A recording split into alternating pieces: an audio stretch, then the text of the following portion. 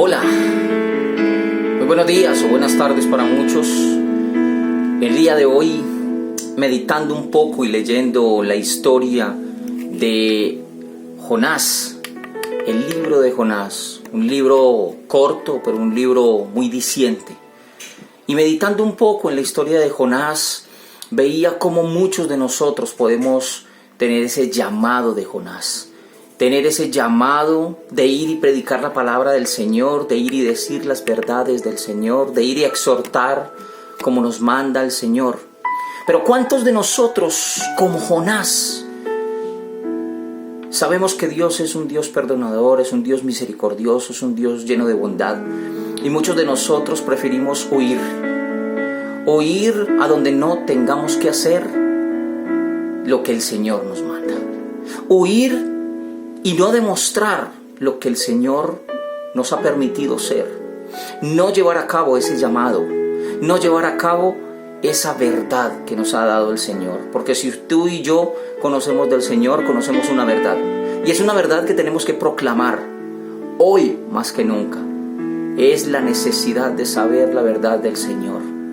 Entonces, meditaba un poco en todo lo que hizo y lo que le sucedió a Jonás a través de unas decisiones equivocadas, de unas decisiones que él creía que eran las mejores, pero que finalmente iban en contravía de lo que el Señor quería que Jonás hiciera. Y cuando le sucede lo que le acontece a Jonás, de que es echado fuera del barco y de que aún así Dios en su misericordia, sabiendo que Jonás le había desobedecido, manda el gran pez para que lo lleve y lo acerque al propósito de Dios. Quizás lo que estamos viviendo hoy es fruto de la negación nuestra de predicar como debemos de predicar, de decir la verdad como la tenemos que decir.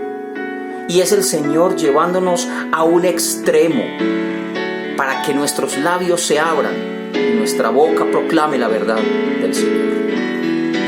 Vemos cómo en esta historia de Jonás, cuando él recapacita y hace una oración pidiendo perdón al Señor y reconociendo toda su grandeza y que su vida depende de él, es llevado allí a Nínive y obedece finalmente al Señor, quizás esperando que suceda algo que él desea que suceda. Pero empieza a predicar y es increíble como una predicación tan sencilla como la que él iba diciendo en aquella ciudad que decía que en 40 días sería destruida la ciudad. Esa predicación sencilla, ese mensaje sencillo y directo llega a oídos de toda la población, todos se arrepienten, llega a oídos del rey y por decreto, por mandato, lleva a toda la población a hacer un ayuno, un acto de arrepentimiento. ¿Cuántas veces nos hemos callado y hemos sido piedra de tropiezo para que los gobernantes abran los oídos a la voz de Dios? Y que los gobernantes y grandes líderes tomen la iniciativa y lleven el pueblo por el camino correcto. Pero a veces nos quedamos callados y lo único que hacemos es que caiga el juicio sobre los pueblos. Y ahí nos incluimos nosotros. Amados, no sabemos nuestras predicaciones y nuestras palabras y nuestra obediencia a Dios dónde va a llegar, dónde puede ser, hasta dónde puede alcanzar la bendición de Dios a través de nosotros. Toda la gloria y la honra siempre serán para el Señor, pero tú y yo podemos ser instrumentos en las manos del Señor. No nos neguemos. Porque llegará el momento en que lo que nosotros hacemos con amor y con pasión en obediencia a Dios sea y lleve como fruto el arrepentimiento de muchos y la transformación de una sociedad que hoy necesitamos. Hoy necesitamos que la sociedad sea transformada. Hoy necesitamos que la sociedad sea renovada en la mente y en el pensamiento. Un pensamiento nuevo que venga de Dios.